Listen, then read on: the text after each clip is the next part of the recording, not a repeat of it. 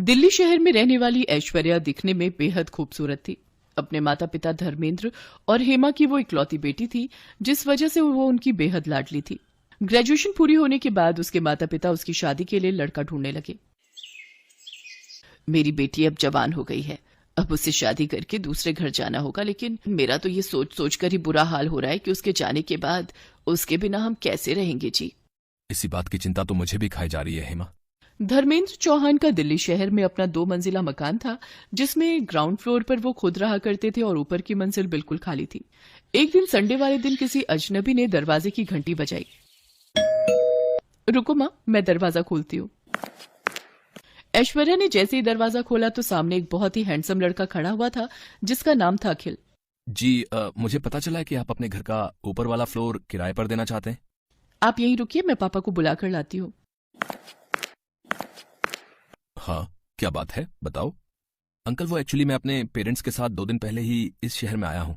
मेरी यहाँ नई नई जॉब लगी है, तो मुझे आपका घर किराए पर चाहिए था।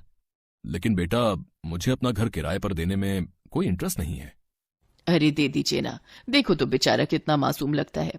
और वैसे भी कल को जब ऐश्वर्या ब्याह करके चली जाएगी, तब हम इस घर में अकेले ही रह जाएंगे, तो कम से कम और कोई होगा तो मन तो लगा रहेगा ना। आंटी जी, आपने बिल्कुल ठीक कहा। जब आपकी बेटी शादी करके चली जाएगी तो मैं आपका मन अच्छे से लगा कर रखूंगा, आपको बिल्कुल भी बोर नहीं होने दूंगा। अरे वाह बेटा, तुम तो बहुत अच्छी बातें करते हो और जल्दी घुल मिल भी जाते हो। एक काम करो, तुम अपने पेरेंट्स के साथ कल ही ऊपर वाले फ्लोर पर रहने आ जाओ, मैं तब तक साफ सफाई करवा कर रखूंगी। अरे नहीं आंटी जी, आपको परेशान होने की बिल्कुल भी जरूरत नहीं है, मैं खुद ही आकर सारी साफ सफाई कर लूंगा। अगले ही दिन अखिल अपनी माँ आशा और पिता रमेश के साथ उनके घर में शिफ्ट हो जाता है। अखिल स्वभाव का बहुत ही अच्छा लड़का था। अपनी चुलबुली बातों और हंसते हुए चेहरे से वो सबका मन जीत लेता था। हेमा चौहान को अखिल बहुत पसंद आता है। अब अखिल को उस घर में रहते हुए कुछ दिन बीत चुके थे। एक शाम हेमा अपने पति धर्मेंद्र से कहती है, अखिल कितना प्यारा लड़का है ना। हाँ, आजकल के जमाने में भला ऐसे लड़के मिलते कहाँ हैं। अपने माता पिता को खाना तक बनाकर खिलाता है। अजी, खाने की क्या बात करते हो, जब उसकी मेड नहीं आती तो वो घर का भी सारा काम खुद ही करता है।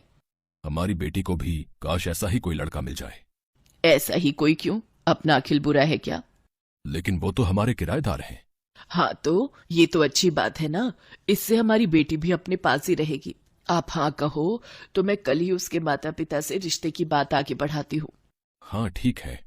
फिर एक दिन मौका पाकर हेमा अखिल और उसके परिवार से इस बारे में बात करती है और फिर सबकी रजामंदी से दोनों की शादी हो जाती है। अगले दिन जब सुबह अखिल सोकर उठता है तो ऐश्वर्या को ना पाकर अपनी माँ से पूछता है, माँ, ऐश्वर्या कहाँ है? पता नहीं बेटा, मैं भी उसे ही ढूंढ रही हूँ। आज उसकी पग फेरों की रस्म जो है। लेकिन ऐश्वर्या तो बड़े मजे से अपने पेरेंट्स के पास जाकर चाय पी रही थी। ऐश्वर्या, तुम वहां क्या कर रही हो? चाय पी रही हूँ, मुझे अपने इस कप में ही चाय पीना पसंद है और बाथरूम भी मैं सिर्फ अपना ही यूज करती हूँ, ऊपर का वो रूम मुझे पसंद नहीं। अरे बहू, आज तुम्हारी पग फेरों की रस्म थी, लेकिन तुम तो अकेले ही मायके पहुंच गई। चलो कोई नहीं, अब मैं अखिल को नीचे भेजती हूँ तुम्हें लेने के लिए। क्या सासू माँ, आप भी आ तो रही हूं मैं।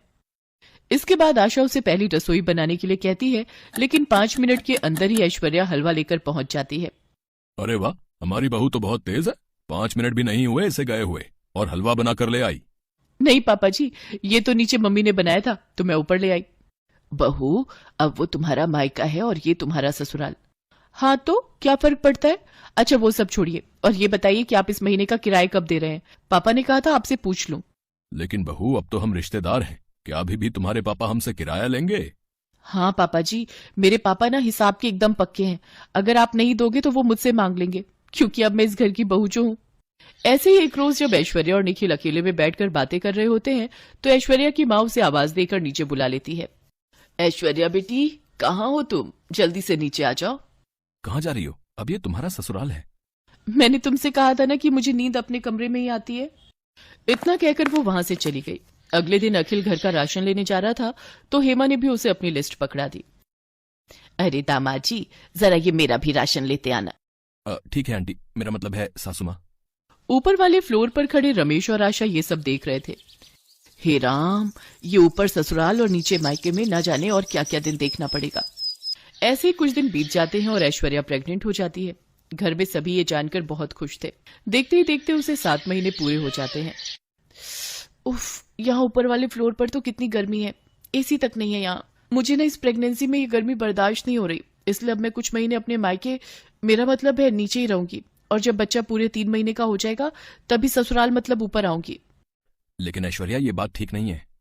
कोई बात नहीं बेटा, जाने दे बहू को, ऐसी हालत में इसे परेशान ना कर। और ये 4 सीढ़ी नीचे तो जा रही है, जब तेरा दिल करे मिलाए कर इससे। नहीं मम्मी जी, ये बात ठीक नहीं। अखिल 10 दिन में एक बार मिलने आ सकते हैं। अरे आखिरकार वो मेरा मायका है ना, अखिल जी का रोज रोज वहां आना अच्छी बात नहीं। ठीक है बहू, जैसा तुम्हें ठीक लगे। काफी सोच विचार के बाद अखिल एक दिन धर्मेंद्र से मिलने नीचे जाता है। अरे आओ आओ दामाद जी, आज मैं आपका दामाद नहीं बल्कि किराएदार बनकर आया हूँ। पापा, हम ये घर खाली करना चाहते हैं। तभी ऐश्वर्या और हेमा भी वहां आ जाती हैं। लेकिन क्यों अखिल, ये मेरा मायका भी तो है। इसलिए तो खाली करना चाहता हूँ क्योंकि ऊपर ससुराल और नीचे मायके ने मुझे मेरी ही बीवी बच्चों से दूर रहने पर मजबूर कर दिया है। और हाँ, कल ही हम यहाँ से शिफ्ट हो रहे हैं अपने नए घर में, तो परसों मैं अपनी बीवी को लेने आऊंगा एक दामाद बनकर।